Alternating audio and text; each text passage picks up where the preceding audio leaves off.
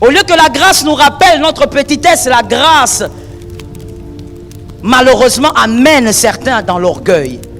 Lorsqu'on n'a pas de respect pour la grâce, on tombe dans l'orgueil. Que l'Éternel te délivre de l'orgueil. C'est la semence que je chercherai par la grâce de Dieu d'extirper de toi ce matin.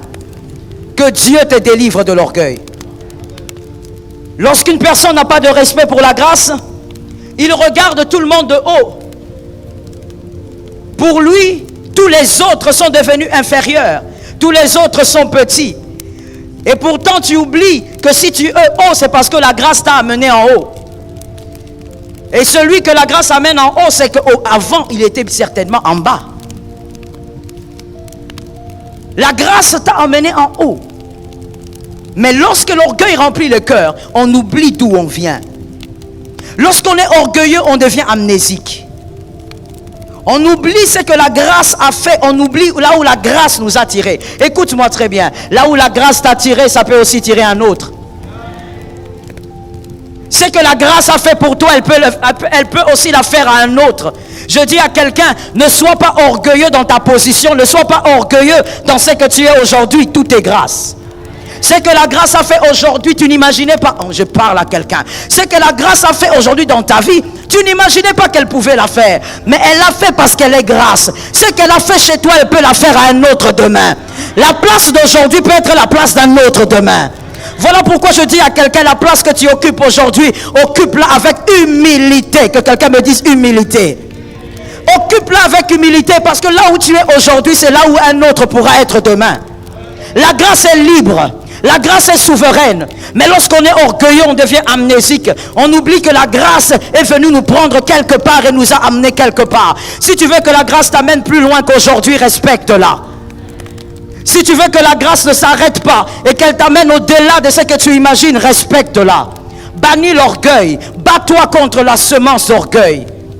Est-ce que quelqu'un m'entend? La grâce a 3 fils.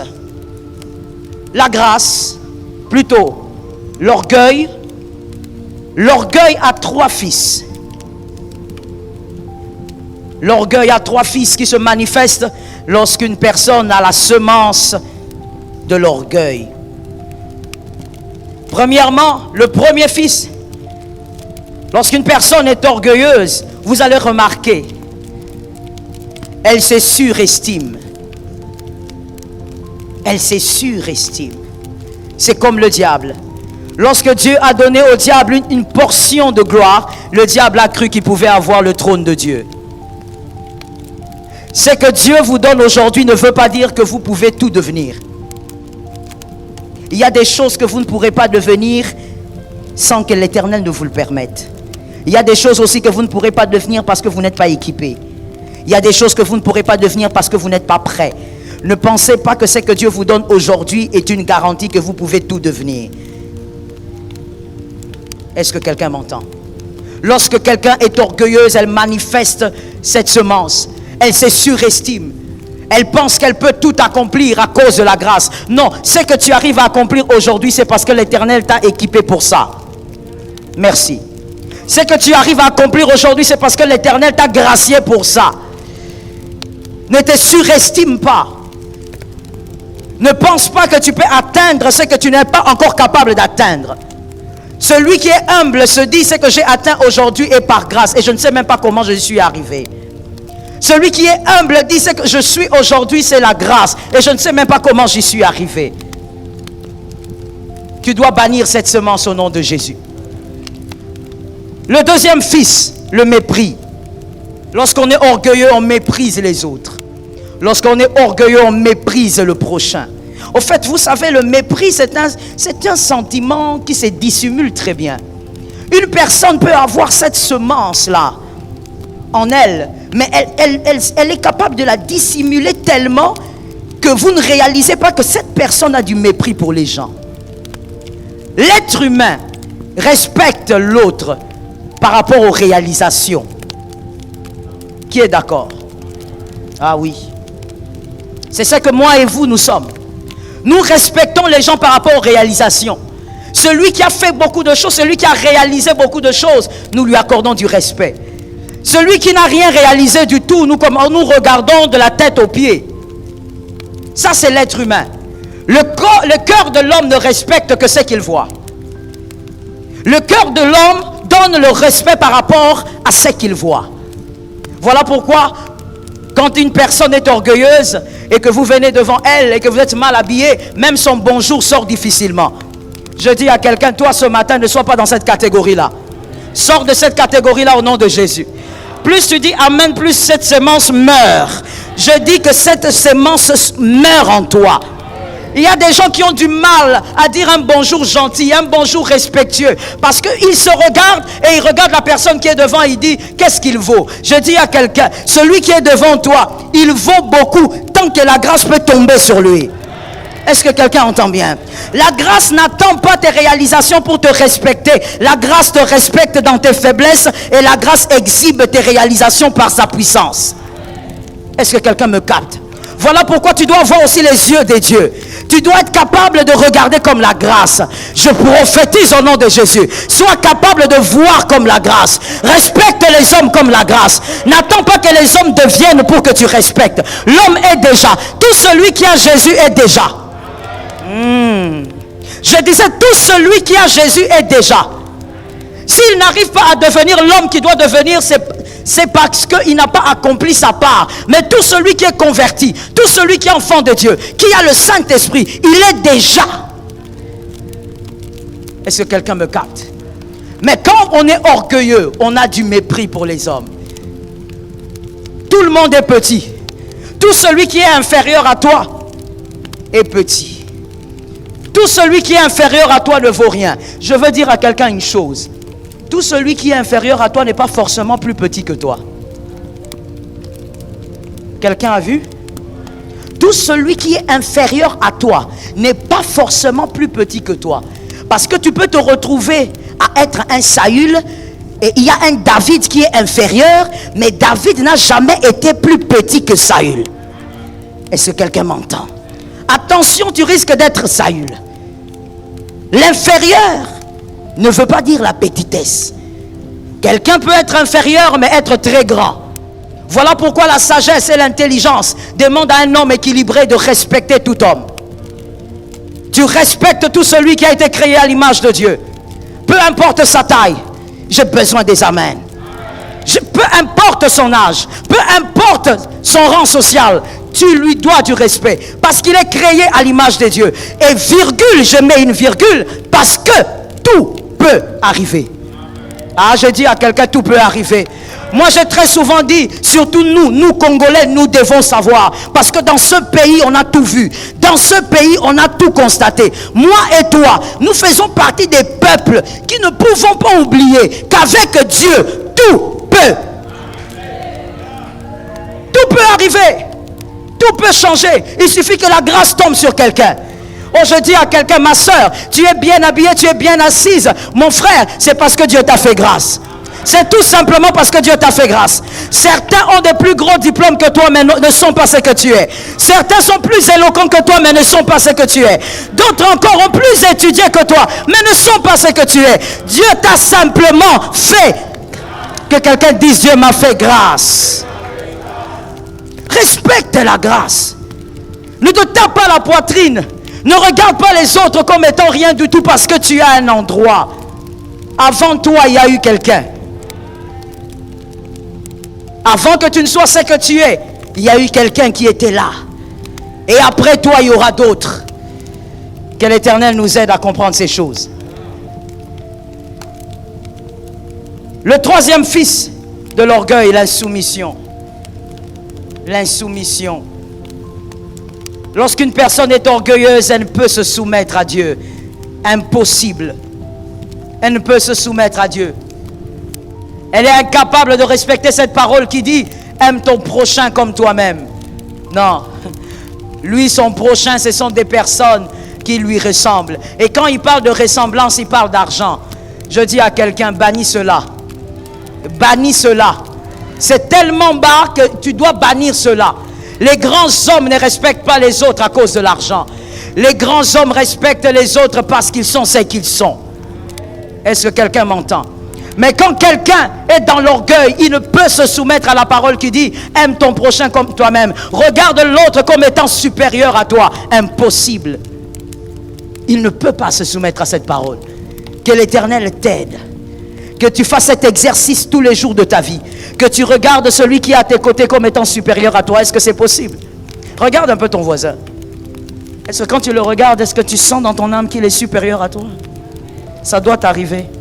Tu dois travailler ton cœur de manière à ce que quand tu vois ton frère, tu le sens supérieur. Tu lui accordes du respect parce qu'il est un fils de Dieu. Celui qui n'a pas de respect pour la grâce vit le syndrome de Saül. Le syndrome de Saül,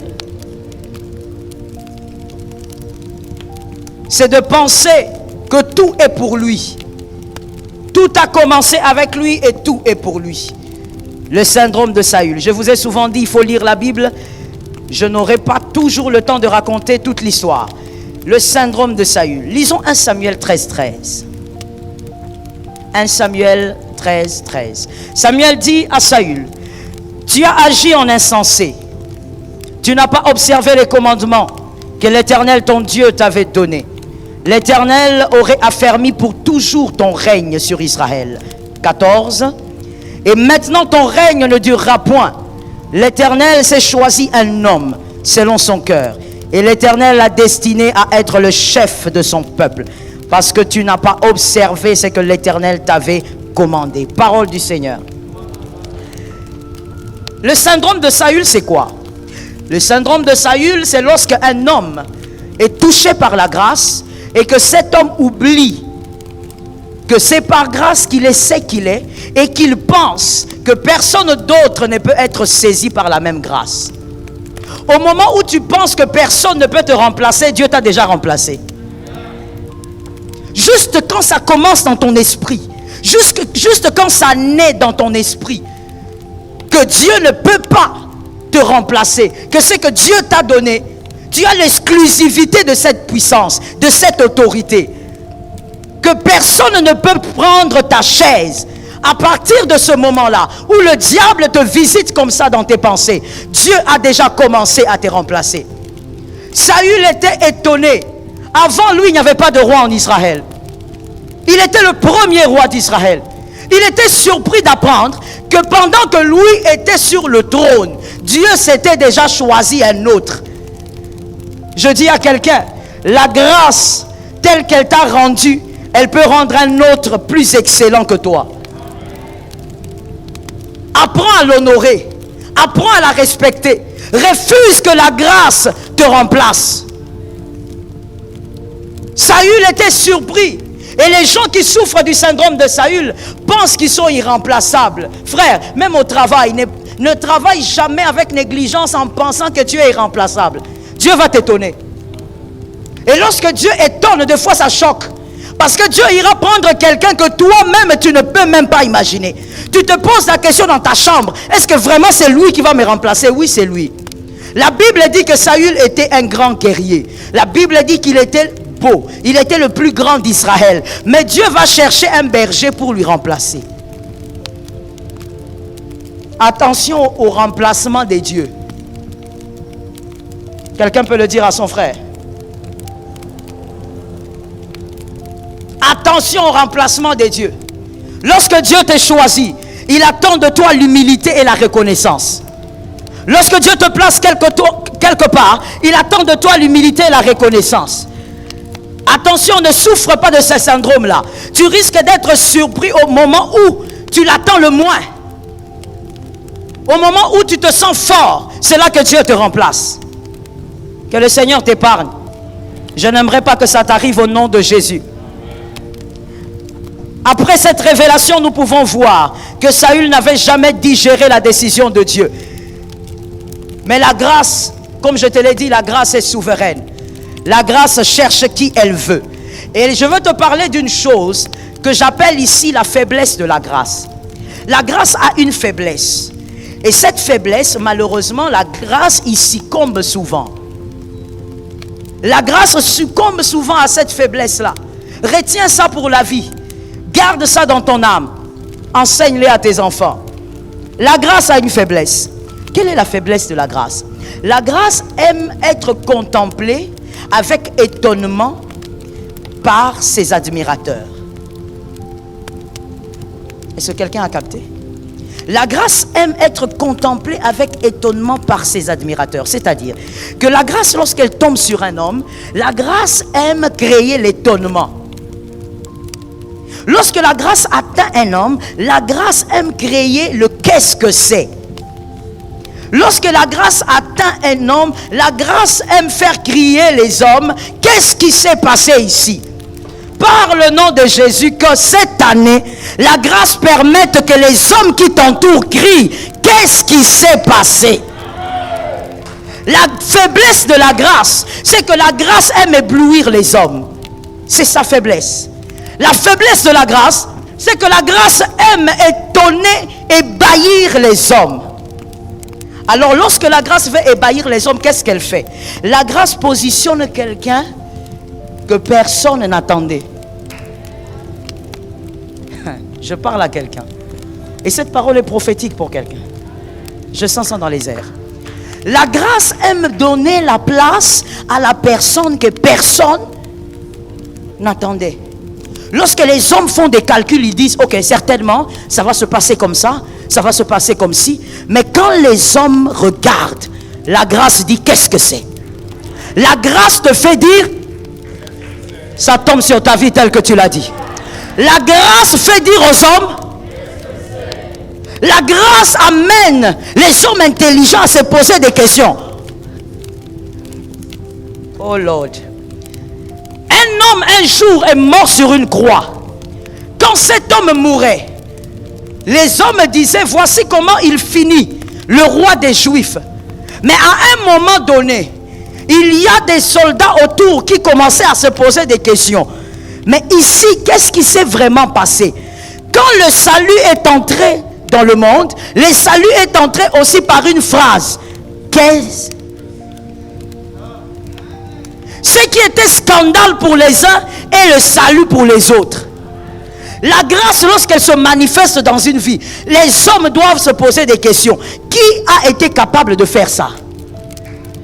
La grâce donne des trônes qui n'ont rien à voir avec certains CV.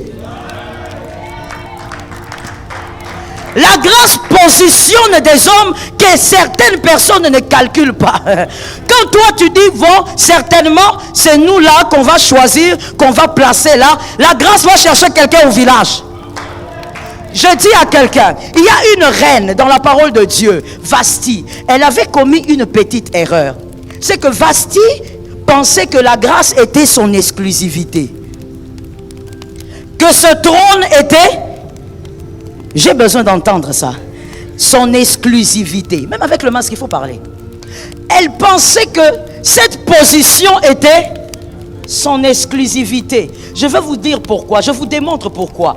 Quand vous lisez bien l'histoire de Vasti, vous verrez que la Bible dit que le roi Assuérus a demandé qu'elle vienne pour que le peuple voie sa beauté. Dans certaines traditions, on pense que c'était parce qu'elle devait s'exhiber sans vêtements. Mais la Bible ne dit pas ça. La Bible parle simplement d'exhiber sa beauté. Et donc, Vasti savait qu'elle était belle et que sa beauté était la gloire de son mari. Quelqu'un me capte? Vasti savait que son mari avait plusieurs concubines, mais aucune concubine ne l'arrivait à la cheville. Sinon, le roi aurait appelé une concubine pour qu'on contemple sa beauté. Donc Vasti savait que même au milieu de 3000 concubines, aucune était comme elle. Elle savait qu'elle avait l'exclusivité de la beauté, de la gloire que son mari recherchait.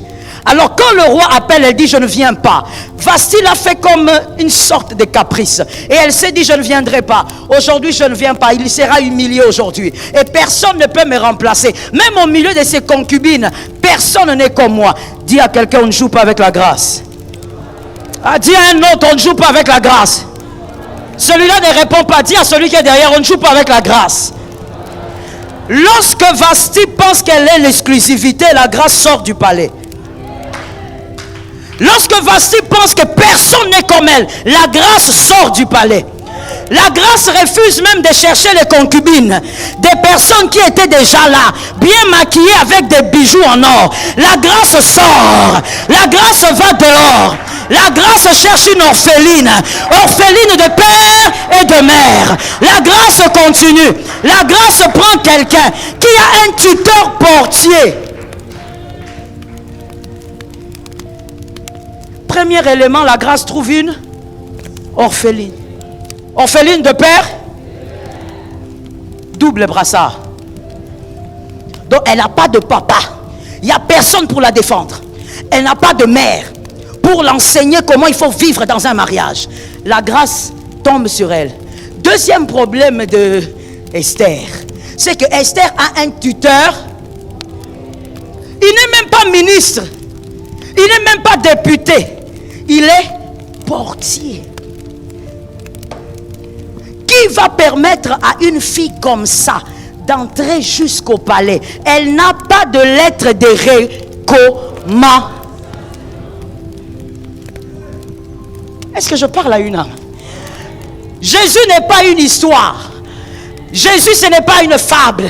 La grâce est... Oh my God. La grâce est réelle. La grâce qui a agi autrefois peut agir ici. Elle peut agir aujourd'hui même. Elle peut agir dans ta maison aujourd'hui. Je parle des hommes qui croient aujourd'hui. Elle peut agir aujourd'hui. La grâce sort du palais, elle touche cette fille. La grâce veut démontrer à Vasti qu'elle ne peut pas avoir l'exclusivité de cette position. Mais la grâce humilie Vasti.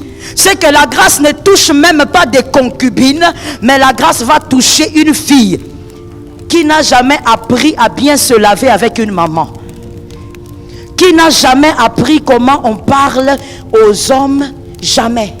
Une fille qui a grandi avec un Mardoché qui est son grand cousin.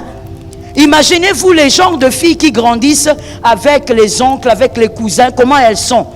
Ce sont généralement des filles qui se débrouillent par elles-mêmes. C'est qu'elle va apprendre à faire, elle apprend des amis à l'extérieur. La grâce a touché celle-là. Je prie dans mon âme qu'au nom de Jésus, la grâce ne sorte jamais de ta maison. Que la grâce ne sorte pas de ta maison pour trouver un autre. C'est une parole prophétique. Que la grâce ne sorte pas de ta chambre pour trouver un autre. Que la grâce ne sorte pas de ta maison pour aller trouver un autre. La grâce a localisé Esther. Quand la grâce a amené Esther, c'était un scandale. Certainement qu'il y a des gens qui ont dit à Vasti, Vasti, tu as appris, il y a quelqu'un qui t'a remplacé. Vasti a dit, ok, c'est qui? C'est la première concubine? Non. C'est la deuxième concubine? Non. C'est la fille du ministre? Non. Elle a dit, ce n'est pas elle, alors c'est qui? C'est une fille qu'on ne connaît pas. Même son nom de famille, on le connaît. La grâce est capable de t'amener là où personne ne t'attend. Là où le nom de ton père n'était pas entré, la grâce est capable de t'amener là-bas. Là où on n'attend pas voir, oh my God. Je dis à quelqu'un, j'entends une parole, laisse-moi la lancer. Je dis à quelqu'un, ne regrette pas du fait que le nom de ton père n'a pas été cité à certains endroits. Si ça n'a pas été cité avec lui, ça sera cité avec toi. À cause de toi, on citera le nom de ton père. La grâce permettra qu'on cite le nom de ton père là où lui-même n'est pas arrivé. Je lance la prophétie. Là où les pas de ton père ne sont pas arrivés, qu'on cite le nom de ton père. Non, si ton père n'est pas arrivé là-bas, c'est pas un problème. Mais à cause de toi, on citera son nom. On posera la question, de qui est-il fils? On n'a jamais vu Isaïe. Mais on pose la question, qui est le père de David? Alors que Isaïe n'a jamais combattu. Je déclare au nom de Jésus, à cause du respect de la grâce, on posera la question, de qui es-tu fils? De qui es-tu fille? Et on citera le nom de ta mère, on citera le nom de ton père. Mon frère, ne joue pas avec la grâce. La grâce aime éblouir les hommes. C'est la faiblesse de la grâce. Et pour éblouir les hommes, la grâce peut aller toucher très loin. La même grâce qui t'a fait du bien aujourd'hui, si tu ne veux pas qu'elle t'humilie demain, respecte la grâce et tue l'orgueil. La grâce peut t'humilier gravement, comme elle a humilié Vasti. Vasti s'est senti diminué. Certainement qu'elle a cherché à poser la question à son mari. Comment tu m'as humilié comme ça? Tu n'es même pas allé chercher une Babylonienne. Tu as cherché une fille dont on ne connaît pas le père. La grâce. Que l'Éternel te fasse grâce aussi. Si les hommes te félicitent, si les hommes te célèbrent, si les hommes admirent ce que tu fais, n'oublie pas que c'est à cause de la grâce. Toutes ces choses ne sont que les embellissements qu'ont produit la grâce. Ne respecte pas les embellissements plus que la grâce. On ne respecte pas l'eau plus que la source. Une manière de montrer que vous respectez l'eau que vous buvez, vous devez respecter la source. Lorsque les hommes te célèbrent, que l'orgueil ne monte pas, rappelle-toi que tout est grâce. Lorsque les hommes acclament tes prouesses, que l'orgueil ne monte pas, rappelle-toi que tout est grâce. Beaucoup d'hommes, beaucoup de femmes de grandes destinées ne sont jamais arrivés au sommet, sur leur sommet, à cause de l'orgueil. L'orgueil les a rattrapés en chemin et Dieu les a arrêtés. Toi, que Dieu ne t'arrête pas. Tu n'es pas Saül, que Dieu ne t'arrête pas. Et que la grâce t'amène à vivre la main de Dieu. La grâce, je disais, a toujours le choix. La grâce est libre d'aller toucher qui elle veut. La grâce est libre d'aller visiter qui elle veut. Que ton humilité te permette de préserver ce qui est à toi. S'il y a une chose à ne jamais oublier, bien-aimé, parce que très souvent, moi ça me surprend, mais j'essaye des fois de comprendre. J'essaye de comprendre en observant l'être humain. La Bible dit le cœur de l'homme est tortueux par-dessus tout. L'être humain a un cœur très compliqué. Sans Jésus, il est impossible d'avoir un cœur droit. Le cœur de l'homme est tortueux. Que quelqu'un lève sa main droite et dise: Seigneur, guéris mon cœur. Bien-aimé, j'ai vu ceci. Et je sais que toi aussi tu l'as vu sous le soleil. J'ai vu des hachés monter sur les arbres, mais se glorifier de leur taille, alors que leur taille était la taille de l'arbre. J'ai vu ça sous le soleil. Tu connais au moins Zachée. Il monte sur l'arbre parce qu'il ne peut voir Jésus. Mais quand il arrive sur l'arbre, au lieu de reconnaître que c'est grâce à l'arbre qu'il a été visible, Zachée commence à se taper la poitrine. C'est que moi je suis. C'est que moi je suis. Moi je ne suis pas comme vous. Moi je ne cause pas avec ce genre de personnes. Qu'est-ce que tu as envie de nous dire? Moi je ne mange pas avec ce genre de personnes. Il y a même des gens qui disent: ni t'étais l'église, toi et moi on ne peut pas parler. Je peux comprendre cette phrase aujourd'hui. Je peux te laisser le micro, tu vas m'enseigner ça aujourd'hui parce que moi je ne comprends pas cette phrase. Ni t'étais l'église, moi et toi on ne peut pas se rencontrer. Monsieur, toi tu vis où? Dans les airs. Ni t'étais l'église, moi je ne peux pas m'asseoir à côté de toi. Qu'est-ce que tu veux dire, monsieur? Vous savez ce qui est honteux dans ça? Que quelqu'un m'aide à dire honteux. Non, supporte ça, que quelqu'un m'aide à dire honteux. Ce qui est honteux dans ça, c'est que monsieur, à votre âge, quand vous dites à l'autre: toi et moi on ne peut pas s'asseoir côte à côte, ni t'étais l'église, c'est que tu es en train de parler de ta famille. Et ce qui est encore honteux dans la chose, c'est que quand tu parles de ta famille, c'est-à-dire que la gloire qu'il y a dans cette famille, ce n'est pas toi qui as travaillé pour.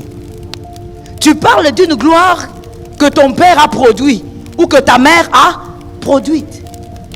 Comment tu te tapes la poitrine pour les efforts d'un autre? Il n'y a qu'un gamin qui se tape la poitrine pour les efforts d'un autre. Un adulte se tape la poitrine pour ce qu'il fait lui-même. Un adulte cherche à travailler lui-même et à produire. Et même quand il produit, il ne se tape pas la poitrine parce qu'il sait que tout est. Si tu dis que c'est le fruit de mes efforts, non monsieur, ce n'est pas le fruit de tes efforts. Car si tu as pu travailler, c'est parce que quelqu'un t'a donné la vie. Et si cette personne t'avait retiré cette vie, tu n'allais pas produire tout ce que tu as produit. Que ce genre de phrase soit banni. Tue ce genre de phrase. Où tu regardes, tu dis: moi j'ai écouté certains fils me le dire, moi je ne peux pas épouser ce genre de fille. Vous savez quoi? Les garçons qui m'ont dit, les fils spirituels qui ont aimé dire: maman, moi je ne peux pas épouser ce genre de fille. J'ai refusé de donner des enseignements, j'ai refusé d'insister. Mais le jour où le garçon a amené la fille que lui veut épouser, Donc moi-même, je regarde. Je regarde encore. Je regarde pour une troisième fois. Je me pose la question, mais où est la différence avec la personne qui l'avait? Et peut-être même quand il s'est marié, c'est pire. Le foyer brûle à cause de la femme que lui avait considérée être bonne pour lui. Et il considère que la femme est bonne pour lui à cause du rang. Attention, mon frère. Attention, ma soeur. Le diable va te piéger. Est-ce que quelqu'un m'entend bien? Il y a des critères. Si je dois ouvrir une parenthèse par rapport au mariage, il y a des critères plus importants que ça. Il y a des critères plus importants que ce que vous voyez à l'extérieur. Est-ce que quelqu'un m'entend bien? Il y a des critères, bien aimés, qui donnent la paix dans un foyer. Ça n'a rien à voir avec le rang social. Épouser une femme qui avait étudié à l'école américaine ne te donnera pas la paix dans un foyer. C'est pas ça qui donne la paix. Épouser un homme qui a étudié dans une école française, c'est pas ça qui te donnera la paix dans un foyer. Dans un foyer, ce qui donne la paix, ce sont les valeurs intrinsèques. Que l'Éternel nous fasse grâce. Lisons Romains 11, 36. Romains 11, 36. C'est de lui, par lui et pour lui que sont toutes ces choses. À lui la gloire dans tous les siècles. Parole du Seigneur. On peut reprendre la lecture et que cette parole pénètre ton âme. C'est de lui, par lui et pour lui que sont toutes ces choses. À lui la gloire dans tous les siècles. Tout ce que tu as, c'est par lui. Non, ne dis pas un amen fantaisiste.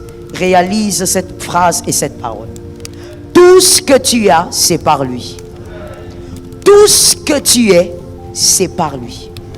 Par lui et pour lui. L'argent que tu as, c'est d'abord pour Dieu que tu l'as. L'argent que tu auras, ça sera d'abord pour Dieu que tu l'auras. Il t'en donnera autant parce qu'il sait qu'il aura sa part. Ça tombe sur toi. Les mangeurs de dîmes, tu ne seras pas béni. Ça aussi, il faut dire amen. Les mangeurs de dîmes, tu ne peux pas être béni. Mangeur d'offrandes d'action de grâce, tu ne seras pas béni. Quand Dieu te bénit, même financièrement, c'est parce qu'il sait qu'il aura sa part. Que l'évangélisation dans le monde aura sa part. Qu'il y a des missionnaires qui iront dans le monde avec ton argent. C'est par lui et c'est pour lui que tu es tout ce que tu es. Voilà pourquoi, bien-aimé, capte ceci. Quand tu dis au Seigneur, Père, fais-moi arriver au niveau 5. Des fois, le Seigneur prend son temps. Pourquoi? Parce que s'il te fait arriver au niveau 5 aujourd'hui, il n'aura pas sa part. Pour qu'il ait sa part, il doit d'abord travailler ton cœur. Ton cœur doit être modifié par rapport à ce qu'il est aujourd'hui. Tout ce que Dieu fait dans sa vie, c'est d'abord pour lui. Il y a quelqu'un qui va dire, est-ce que le Seigneur est égoïste? Non. S'il fait tout pour lui, c'est parce que tout ce qui est fait pour lui et par lui te protège. Tout ce qui est fait par lui et pour lui te protège automatiquement. Lorsque le diable voudra venir te toucher, les anges diront, tu ne peux pas toucher celui-ci. Tout ce qui est pour lui appartient à Dieu. Lorsque le diable voudra toucher à la santé de tes enfants, les anges diront non, pas ces enfants-ci. Dans le quartier, tu peux donner la maladie à plusieurs, mais pas ces enfants-ci. Parce que ces enfants sont protégés par lui et pour lui. Ça tombe dans une maison. Je croyais qu'il y avait des parents qui pouvaient saisir ça pour leurs enfants. Lorsque tu reconnais et tu comprends ça, que tout ce que tu es, c'est par lui et pour lui, tu es dans une grande sécurité. Oh Lord. Et des fois, tu n'as même pas besoin de dire, Seigneur, protège mes biens. Parce que c'est pour lui. Il protégera ça d'office. Est-ce que quelqu'un m'entend? Est-ce que vous avez besoin qu'on vienne vous dire, fermez la porte de votre maison avant de sortir? Pourquoi vous fermez la porte? Il y a quelqu'un qui dit c'est ma maison. Et vous? La même chose, c'est sa maison. Quelqu'un d'autre, pourquoi vous fermez la porte? À cause d'une sécurité? De ce côté, il n'y a pas de réponse. Hein? Ici, il y a des choses qui vous appartiennent. Les réponses, au fait, convergent. Qu'est-ce que vous voulez tous dire? C'est à moi. Je protège ce qui m'appartient. Quand ce qui est à vous est à Dieu, même si tu ne pries pas, il est là. Même si tu ne demandes pas une sécurité particulière, il est là. Parce que Dieu, il est le maître pour préserver ses intérêts. Il est le premier qui sait correctement préserver ses intérêts. Il va protéger tout ce qui t'appartient. Mais seulement tu dois reconnaître que la grâce que tu reçois vient de lui. Tu dois reconnaître que tout ce qu'il te donne vient de lui. Que toutes les célébrations des hommes viennent de lui. Malheur à celui qui va s'égarer à cause des acclamations des hommes. Malheur à celui qui va abandonner Dieu parce qu'il a un bon salaire. Mon Dieu, quelle bassesse. Malheur à celui qui oublie de servir le Seigneur parce que le Seigneur l'a élevé. Malheur à celui qui refuse d'être dans la présence de Dieu parce qu'il a des choses à faire. Bien-aimé, je te le dis souvent, tout tient à un fil. Si Dieu décide que tout s'arrête aujourd'hui, ça s'arrête aujourd'hui. Si Dieu décide qu'avant le coucher du soleil, qu'on vienne à ton deuil, on va venir. Si Dieu décide qu'avant le coucher du soleil, que tu sois paralysé totalement, ça va arriver. C'est par la grâce que tu es ce que tu es. Que le Seigneur nous aide. Que l'orgueil soit banni. Que l'orgueil soit détruit de ton cœur. Que Dieu t'accorde, comme je l'ai dit, les yeux de la grâce. Vois comme la grâce. Considère les hommes comme la grâce. Accepte les hommes comme la grâce. Oh Lord. Quand on accepte les hommes comme la grâce, même si cette personne est comme Marie de Magdala, on peut prier pour elle, mais on l'accepte comme elle est. On peut prier pour elle, mais on supporte cet art. Que l'Éternel te communique les yeux de la grâce. Au nom de Jésus, que Dieu tue un peu les yeux de ta famille. La perception de vie que tu as reçue de ta famille, il y a des choses que Dieu doit tuer. Certainement pas tout, parce qu'il y a des bonnes choses que la famille t'a communiquées. Mais il y a une certaine perception de la vie, une perception de l'autre que Dieu doit tuer. C'est comme ça que Romains 12 peut dire, ne vous conformez pas au siècle, mais soyez plutôt par le renouvellement de l'intelligence. C'est-à-dire que si tu viens seulement avec les yeux que ton père t'a donné, ta mère, il y a des choses que tu ne saisiras pas. Tu feras passer Boaz parce que tu vas voir Naomi. Tu regarderas, tu dis, il n'a rien, il n'est rien. Lui plus futur égale. Mon fils a dit moins 0. Tu regardes le gars qui veut t'épouser, tu dis, lui plus futur égale. Les yeux de la grâce sont différents. Les yeux de la grâce voient au-delà du voile. Maman, tu vois tel que tu es là, je te respecte. Parce que si le Saint-Esprit est en toi, le Saint-Esprit peut me surprendre à n'importe quel moment. Si le Saint-Esprit est en toi, le Saint-Esprit peut m'imposer des choses à n'importe quel moment. Est-ce que quelqu'un m'entend? Je peux lancer quelque chose. Tu dis Amen. Si on m'arrête ici, toi tu seras là. Je peux lancer quelque chose. On ne peut pas finir la prédication sans choquer, non? On lance quelque chose. Est-ce que ce n'est pas dans ces pays-là où on a donné des saluts, mais la personne à qui tu fais des saluts là, il dit des trucs que tu n'entends pas. Malgré qu'ils sont entrés avec des bottines, qui n'a pas fait les saluts? Comment tu me regardes comme ça? Toi, tu n'as pas connu ces gens-là. Malgré qu'ils sont entrés avec quoi? Oui, mais bottines en Europe. Si tu regardes ça bien, c'était des bottines de pluie. Mais tu sais que quand ils entrent comme ça, toi c'est mal. Tu es content, mais tu es content pourquoi? Donc tu comprends même pas pourquoi tu es content. Quand tu es salut. Les gens tout petits. On a pris le nom de petit, on a fait quoi? On a donné. On ne savait pas d'où il venait. Mais nous tous, nous avons dit, c'est eux. J'ai toujours dit, s'il y a un peuple qui ne peut pas oublier que les choses peuvent tourner à n'importe quel moment, c'est ce peuple-ci. Que l'Éternel t'aide à ne jamais oublier que là où tu es est une position de grâce. Respecte la position. Sinon la grâce va t'humilier avec Esther. Que l'Éternel te bénisse.